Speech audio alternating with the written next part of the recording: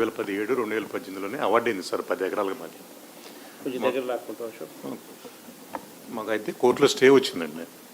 కోర్టులో స్టే వచ్చిన తర్వాత కావాలని చెప్పేసి ప్రీవియస్ డేట్ నేలపాడండి. గవర్నమెంట్ హైకోర్టు విలేజ్ అండి. హైకోర్టు, సెక్రటేరియట్, అసెంబ్లీ అంతా నేలపాడు మొత్తం. కావాలని చెప్పేసి ప్రీవియస్ డేట్ వేసి అవార్డు పాస్ చేశారండి 10 ఎకరాలకు మాకు. ఫాల్స్ డేట్ వేసి అవార్డు కూడా పాస్ చేసినారు. అవార్డు కూడా ప్రొటెస్ట్ చేసినా కూడా హైకోర్టులో కోర్టు స్టే ఉందండి. కోర్టు స్టే ఉన్నా కూడా మీరు కోర్టు నుంచి స్టే తెచ్చినా కూడా ఉంది, దౌర్జన్యంగా చేశారు. అయితే ఎప్పటికి ల్యాండ్ అయితే మా కిందే ఉంది. నేను వ్యవసాయం చేస్తున్నానండి. ఇంకో 10 ఎకరాలు ఉందండి మాకు. ఆ 10 ఎకరాలు, ఈ 10 ఎకరాలు, 20 ఎకరంలో కూడా నేను పంటలు వేస్తానే ఉండ. నేను వ్యవసాయం చేసుకుంటానే ఉండ. ఆ గ్రామంలో నేలపాడులో ఉంది ఒక్కళ్ళవేనండి. ఒక్క కుటుంబం ఉంది మాది. ఒక్కళ్ళమే వైసీపీ ఆ ఊళ్ళో మేము. అయినా చేస్తానే ఉన్నాం, ఎదుర్కొంటానే ఉన్నాం. ఇప్పుడు ఏమైందంటే మీరు ఇస్తారా సార్, ఇప్పటికీ 10 సార్లు చేసిందండి డిప్యూటీ కలెక్టర్, మీరు పూలింగ్కి ఇవ్వండి అని చెప్పేసి. ఇది ఇక్కడ మీటింగ్ జరిగేటప్పుడు మరి సాక్షి పేపర్లో కానీ, ఈనాడు పేపర్లో కానీ ఎక్కడా లేకుండా ఒక వార్తలు ఇచ్చి మాకు ఎక్విజేషన్ ఇచ్చేసారు సార్. ఎక్విజేషన్ ఎట్లా ఇచ్చారు? మా ల్యాండ్ వరకు బఫర్ జోన్ అంటారు, రోడ్స్ అంటారు, ఆ రోడ్డు ఉంది, ఈ రోడ్డు ఉంది అంటారు, ఎల్పిఎస్ రోడ్స్ అంటారు, లేదంటే మీ ప్లాట్లో మీ ల్యాండ్స్లో వేరే వాళ్ళకి ల్యాండ్ అలాట్ చేసామంటారు, ఫ్లాట్ అలాట్ చేసినామని అంటారు. మొత్తం టోటల్ 20 ఎకరా కవర్ చేసేసారు సార్. ఇప్పుడండి, గతంలో లేదు, ఇప్పుడు కవర్ చేశారండి. 20 ఎకరాన్ని కూడా ల్యాండ్ ఎక్విజిషన్ నోటిఫికేషన్ ఇచ్చేసారు. ఆ 10 ఎకరాలు ఏమో కోర్టులో స్టే ఉంది కాబట్టి అది అవార్డు అయి ఉంది. 6.5 కోట్లు జరుగుతుంది. అది ఇంత దౌర్జన్యంగా చేస్తాను. అంతేనండి. పైపెచ్చు దీనికి తోడు ఏంటంటే సార్, ఈ గ్రామాల్లో ఉన్న టీడీపీ చిన్న నాయకులు ఉన్నారు కదా, వాళ్ళది ఎందుకు తీసుకోరు, వాళ్ళ ల్యాండ్ ఎందుకు వదిలిపెడుతుందని మీరు వాళ్ళ దగ్గర నుంచి తీసేసుకోవాల్సిందే, మేము పిచ్చేవాళ్ళం, ఇచ్చిన వాళ్ళం, వాళ్ళ దగ్గర ల్యాండ్ ఎందుకు ఉంటుంది, ఉండటానికి ఇల్లు లేదని చెప్పేసి వాళ్ళండి. ఇది మా మీద జరుగుతున్న ఒత్తిడి ఇది సార్. ఇక్కడ ఇప్పుడు మనం అటెండ్ అవుదాం, లీగల్గా చూసుకున్నాం, అటెండ్ ఏమేమి కావాలో చూసుకున్నాం సార్.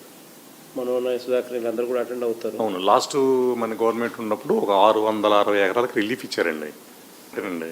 29 గ్రామాల్లో ఎక్కడా కూడా ఒక్క సెంటు భూమి కూడా ఉండటానికి లేదు రైతులకి.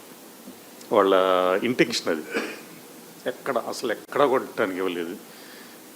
ఇది కాక వీళ్ళు ఏమవుతుందంటే, మామూలుగా యాక్చువల్గా ఏంటంటే వదిలిపెట్టేసేవాడేమో కోర్టులతోటి. ఇదంతా ఎందుకు తలకాయ నొప్పి, వీళ్ళు రోడ్లకి ఇస్తామంటున్నారు కదా, రోడ్ల వరకు తీసేసుకొని నెక్స్ట్ ఉండ ల్యాండ్ పూలింగ్ రెండోది ఉంది కదండి, అక్కడ ఏమన్నా ప్రాబ్లం అయిద్దేమని చెప్పేసి మరీ మా మీద ఒత్తిడి ఎక్కువైందండి. 16,600 ఎకరానికి పూలింగ్కి చేస్తున్నాడు ఇప్పుడు.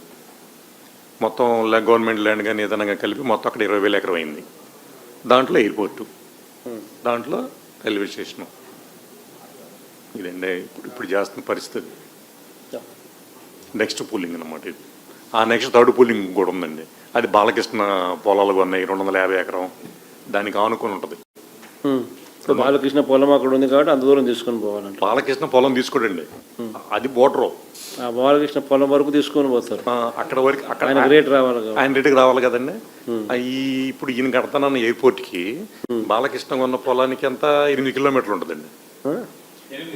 8 కిలోమీటర్ డిస్టెన్స్ ఉంటుంది కరెక్ట్గా. ఎయిర్పోర్టు బాలకృష్ణ రావాలా, బాలకృష్ణ 250 ఎకరాలు ఆయన రేటుకి వాల్యూ పెరగాలి. అక్కడ యాడ బాలకృష్ణ ఉండేది హైదరాబాద్, యాడ ఈయన భూములు కొని. అదేండి. ఇప్పుడు E6 రోడ్లో చంద్రబాబు ఇల్లు కట్టేది మా గ్రామం అండి. E6 అంటారు దాన్ని. హైకోర్టు E6 చంద్రబాబు ఇల్లు, చంద్రబాబు ఇంటికి అనుకుని నారాయణ ఇల్లు. నారాయణ ఇంటికి చంద్రబాబు ఇంటికి మధ్యలో గ్రీన్ జోన్. ఇప్పుడు రీసెంట్గా చేసిన గ్రీన్ జోన్ అండి అది. అంతకుముందు గ్రీన్ జోన్ లేదు. వీళ్ళు బయటకు వస్తే ఆహ్లాదకరంగా పార్కులు కనపడాలి కాబట్టి. అవును, ఇక్కడ ఇద్దరు మధ్యలో ఉంటుందండి. మధ్యలో గ్రీన్ జోన్ చేశారు. 2 ఇళ్ళకి మధ్యలో, 2 ఇంట్లకి మధ్యలో గ్రీన్ జోన్.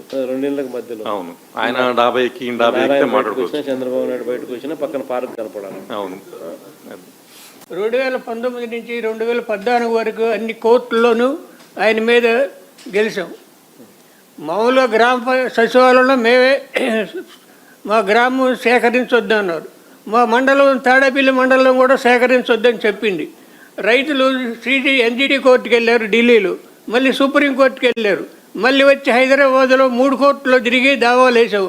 అన్ని కోర్టులు కూడా ఈ 14,000 ఎకరాలు మునిగిపోయే వరద ప్రాంతాన్ని టచ్ చేయొద్దండి. అప్పుడు ఎన్ని చెప్పినా 4 ఏళ్ళు మాకు దావాలతోనే సరిపోయింది. తర్వాత 5 సంవత్సరాలు మీ వచ్చిన టైంలో మేము నిద్రపోయాం. మేము ఎప్పుడైతే నిద్రపోయామో ఇప్పుడు మేల్కొని మా మీద సింహంలాగా తయారయ్యాడు. ఇప్పుడు రైతులకు భయం చేత నేను చెప్పిన మాట వినండి. నా మాట నమ్మకపోతే మీరు ఆ 840 మంది చూసుకోండి. నేను వరల్డ్ వైజ్ రైతుని. మీకు ఎందుకయ్యా ఆ పొలం నాకు ఇచ్చేసేయండి. నేను ఎవరైనా పెద్ద వాళ్ళకి అమ్ముకుని మీకు ఏదైనా ఉద్యోగం ఇస్తాను. నన్ను అమ్ముకోనిండి ముందు. నన్ను అమ్ముకున్న తర్వాత ఎప్పుడోసారి మీకు ఉద్యోగం ఇప్పిస్తాను కదా. మీకు 1450 గజాలు ఇస్తాను కదా. నేనైతే నా భూమి పూలింగ్కి ఇవ్వలేదన్నా. ఫస్ట్ ఏం చేశారంటే నా భూమికి వచ్చే వాటర్ లైన్ తీసేశారు, కరెంటు తీసేశారు. మీ పేరు ఏం పేరు? చంద్రశేఖర్ అన్న. ఏ ఊరు శేఖర్? పెనుమాకన్న చంద్రశేఖర్. పూలింగ్కి ఇవ్వలేదని చెప్పి మాకు వచ్చే కరెంటు, వాటర్ డ్రిప్ అన్నీ తీసేశారు. సరే పంట పోతే పోయింది, భూమి ఉంటుంది అని చెప్పి మేము అయినా కూడా ఇవ్వలేదు. తర్వాత మా దాని పక్కన వాగు నుంచి డైవర్షన్ రిజర్వేయర్ అని చెప్పి ఆ వాటర్ అంతా మా పొలం వైపు డైవర్ట్ చేశారు. దానివల్ల కోతకు గురై రోజు కొంత భూమి పోతుంది. ఇది మే నెల. రేపు వర్షాకాలం వస్తే అసలు భూమి అనేది గజం కూడా మిగలదు. పూర్తిగా దౌర్జన్యమే. పూర్తిగా నీళ్ళన్నీ రేపు ఉదయం మీరు వచ్చినాక నా భూమిని తీసుకోమంటే నేను పడవేసుకెళ్ళాలి, రిజర్వాయర్ అని చూపించాలి. నాకు మీరు వచ్చినాక అది చేపల చెరువు కింద ఒక 50 ఎకరాలు ఇస్తారు. అది పెనమాకలో రిజర్వాయర్ కింద సార్. అది రిజర్వాయర్ లో ఒక రిజర్వాయర్ కానుకున్న భూములు కూలింగ్కి ఇవ్వలేదని చెప్పి వీళ్ళ ప్రకారం ఒక రిజర్వాయర్ ఆడ కడుతున్నారు. ఆ రిజర్వాయర్ లో ఈ భూమిని పెట్టే కార్యక్రమం చేస్తున్నారు. ఇప్పుడు కోతకు గురైందన్న. నాకు మీరు వచ్చినాక భూమి తీసుకోమని తీసుకోలేను. శేఖర్ భూమి ఎక్కిపోయేసరికి చుట్టూ భూమిని తవ్వేసి శేఖర్ భూమిలోకి నీళ్ళు రానిస్తున్నాడు. ఆ భూముల వల్ల నేచురల్ ఫ్లడ్ అయితే సాయిల్ పోతుంది. అది నేచురల్ ఫ్లడ్ అయితే నేను అడగనన్నా. గండి కొట్టి పెట్టింది ప్రైవేట్ భూముల నుంచి వీళ్ళు చేయటం వల్ల నా భూమి ఇరిగిపోయింది అక్కడ. సార్ నా పేరు శ్రీధర్ రెడ్డి అండి, ఉండవల్లి. మే నెల 18వ తారీఖు ఉండవల్లి గ్రామం తరపున రైతులు అందరం వెళ్ళి కలెక్టర్ గారికి, సిఆర్డీఏ కమిషనర్ గారికి అర్జీలు ఇచ్చామండి. సిఆర్డీఏ వారిని కలిసిన రోజు మాకు పెద్దగా అవకాశం ఇవ్వలేదు. ఓన్లీ 5 minutes మాకు ఇచ్చారు. కలెక్టర్ గారు మేము చెప్పిందంతా విన్నారు.